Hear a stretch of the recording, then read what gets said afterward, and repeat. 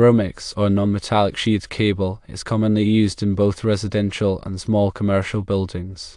To determine if you can use Romex for your entire two-story office space with a residence, you need to understand the types of construction defined in NEC 334.12. Type 1 construction involves fire-resistant floors and roofs, as well as interior and exterior walls and partitions made of concrete, masonry, or steel. Type 2 construction includes buildings with exterior walls of non-combustible materials such as concrete, masonry, or metal, along with fire-rated interior walls, floors, and roofs. Type 3 construction involves buildings with exterior walls of wood or other combustible materials, but with fire-rated interior walls, floors, and roofs. Type 4 construction consists of buildings with exterior and interior walls and floors made of combustible materials. Finally, Type 5 construction refers to lightweight, steel-framed buildings with an exterior skin of metal or wood and combustible interior walls and floors. Office spaces are typically classified as Type 1, 2, or 3 construction. Romex is generally suitable for all three of these construction types. Residences, on the other hand, are often classified as Type 3, 4, or 5 construction. Romex is typically acceptable for Type 3 residences. However, for Type 4 and 5 residences, Type NMB cable, which has a higher jacket flame retardancy, or other approved wiring methods are usually required. In summary, you can likely use Romex for the entire project if the office space is Type 1, 2, or 3, and the residence is Type 3. If the residence is Type 4 or 5, you'll probably need to switch to Type NMB cable or another suitable wiring method as per the electrical code. For example, if you are in a Type 5 constructed building, the National Electric Code, Section 334, 12 states you will need to use something other than NMB cable, perhaps a metallic conduit with THHN wires. Always consult your local electrical inspector or a qualified electrician to verify compliance with local codes and regulations, and to ensure the safest and most appropriate wiring method is chosen for your specific project. This is especially important in mixed-use buildings where different occupancies can have different requirements. Remember, safety should always be the priority when dealing with electricity. Proper wiring techniques, grounding and overcurrent protection are critical to preventing electrical hazards. The National Electrical Code, or NEC, is a comprehensive set of standards that governs electrical installations in the United States. It is updated every 3 years to reflect the latest advancements in technology and safety practices. The NEC is not law itself, but it is widely adopted by state and local jurisdictions as the basis for their electrical codes.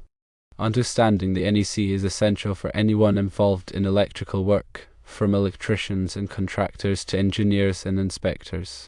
Article 334 of the NEC specifically addresses non-metallic sheathed cable, which includes Romex and Type NMB cable. This article outlines the permissible uses, installation requirements, and limitations of these types of cables. One of the key aspects of NEC 334 is determining where NM cable can and cannot be used. As mentioned earlier, NM cable is generally suitable for Type 1, 2, and 3 construction, which includes many residential and commercial buildings. However, there are restrictions on its use in Type 4 and 5 construction, particularly in dwellings. The primary reason for these restrictions is the flammability of the cable jacket.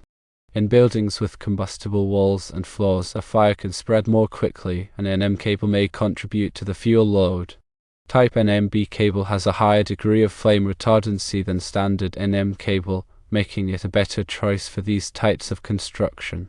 However, even NMB cable may not be sufficient in all situations. In some cases, the electrical code may require the use of metal conduit or other wiring methods that provide greater fire protection. It's also important to consider the specific occupancy of the building when selecting a wiring method. For example, hospitals and schools may have stricter requirements than ordinary commercial buildings. The NEC also addresses the ampacity of NM cable, which is the maximum amount of current it can safely carry. The ampacity of a cable depends on its size, insulation type, and the ambient temperature.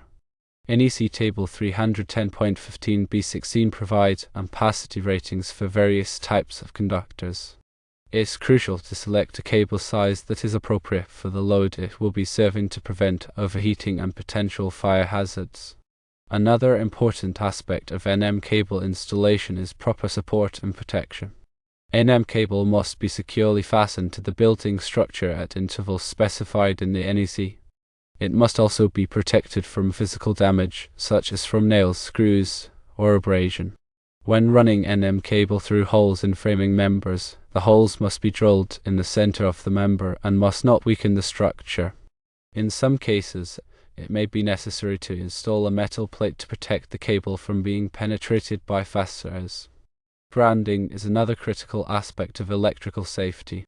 All electrical systems must be properly grounded to provide a path for fault current to flow back to the source, which helps to trip the circuit breaker and prevent electrical shock. NM cable typically includes a bare or green insulated grounding conductor. This conductor must be connected to the grounding system at the service panel and at each outlet or device.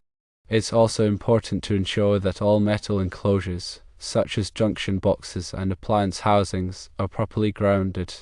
Overcurrent protection is essential to prevent damage to electrical equipment and to protect against fire hazards. Circuit breakers and fuses are designed to interrupt the flow of current when it exceeds a safe level. The NEC specifies the maximum overcurrent protection rating for various types of conductors and equipment. It's crucial to select circuit breakers or fuses that are properly sized for the load they will be serving. Ground fault circuit interrupters, or GFCIs, are another important safety device. GFCIs are designed to detect even small amounts of leakage current to ground, which can be a sign of an electrical fault. When a ground fault is detected, the GFCI will quickly trip the circuit, preventing electrical shock. GFCIs are required in many locations, such as bathrooms, kitchens, and outdoor areas, where there is a high risk of exposure to moisture. Arc fault circuit interrupters, or SIs, are designed to detect arc faults, which are a common cause of electrical fires. Arc faults can occur when wires become loose or damaged, creating a spark that can ignite nearby materials. SIs are required in many locations, such as bedrooms and living rooms, where there is a higher risk of arc faults. When working with electricity, it's essential to follow safe work practices. Always turn off the power at the circuit breaker before working on any electrical circuit. Use insulated tools and wear appropriate personal protective equipment, such as safety glasses and gloves. Never work on electrical equipment when you are wet or standing in water. If you are not comfortable working with electricity, it's best to hire a qualified electrician. They have the knowledge, skills, and experience to safely and properly install and repair electrical systems. When planning an electrical installation, it's important to obtain the necessary permits and inspections from your local building department. This will ensure that your work meets the requirements of the electrical code and is safe for occupancy. The electrical inspector will review your plans and inspect your work to ensure that it complies with all applicable codes and regulations. In addition to the NEC, there may be other local codes and regulations that apply to electrical installations. These codes may be more stringent than the NEC in some areas. It's important to check with your local building department to determine the specific requirements for your location. Proper electrical installation is crucial for the safety and functionality of any building. By following the NEC, adhering to safe work practices, and obtaining the necessary permits and inspections, you can ensure that your electrical system is safe, reliable, and compliant with all applicable codes and regulations. When dealing with mixed-use buildings, it's especially important to pay attention to the different requirements for residential and commercial spaces. This may involve using different wiring methods, providing separate electrical panels, and installing different types of lighting and appliances. Careful planning and attention to detail are essential to ensure that the electrical system meets the needs of both types of occupants. Remember that the electrical code is constantly evolving to keep pace with new technologies and safety concerns. It's important to stay up to date on the latest changes to the code so that you can ensure that your electrical work is always safe and compliant. There are many resources available to help you learn more about the NEC and electrical safety, including books, websites, and training courses. Taking the time to educate yourself about electrical safety can help you protect yourself, your family, and your property from electrical hazards. In addition to the topics discussed above, there are many other aspects of electrical installation that are important to understand. These include wiring methods, conduit types, grounding techniques, overcurrent protection devices, and lighting controls. Each of these topics is covered in detail in the NEC and other electrical resources. By studying these topics, you can gain a comprehensive understanding of electrical systems and how to install them safely and correctly. It's also important to remember that electrical work is not a do-it-yourself project for most people. It requires specialized knowledge, skills, and equipment. If you are not a qualified electrician, it's best to leave electrical work to the professionals. They can ensure that the work is done safely and correctly, and that it meets the requirements of the electrical code. In conclusion, understanding the NEC and following safe work practices are essential for anyone involved in electrical work.